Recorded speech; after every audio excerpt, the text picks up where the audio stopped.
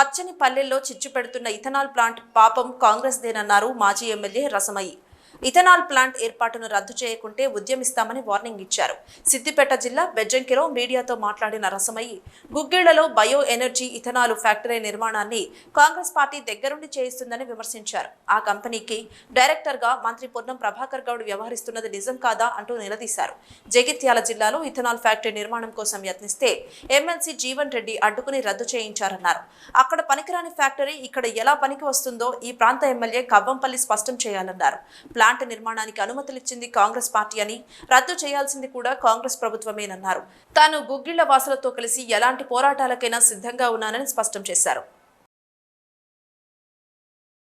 గుగ్గిల వాళ్ళ ప్రజలు చచ్చిపోయినా పర్వాలేదు, నేను ఎమ్మెల్యేని అయిపోయినాను మీరు అనుకుంటా ఉన్నారా?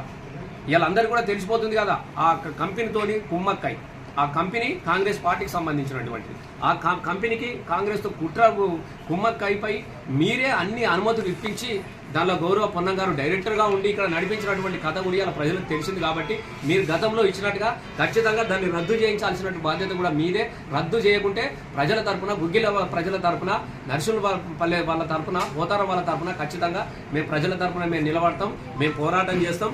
ఎట్టి పరిస్థితుల్లో కూడా ఆ విత్తనాల ఫ్యాక్టరీ అనేది ఇక్కడ పెట్టనీయం అనేది ఈ సందర్భంగా మేము తెలియజేస్తూ ఉన్నాం. ఇకనైనా అబద్ధాలు మానుకోండి, మీ అబద్ధాలు మానుకోండి. ఏదో ఎదుటి వాళ్ళే చేసినారు, ఎవరు చేయలేదు, మీరే చేసినారు. ఎక్కడెక్కడైతే పనులు బంద్ చేసి క్యాన్సిల్ అయినాయో అక్కడ తిరిగి తప్పకుండా చేయించాల్సిన బాధ్యత మీకున్నది, చేయించాలి. అట్లాగే క్యాన్సిల్ అయినటువంటి బీటీ రోడ్లను కూడా తిరిగి తీసుకురావాల్సిందిగా కోరుతా ఉన్నాం.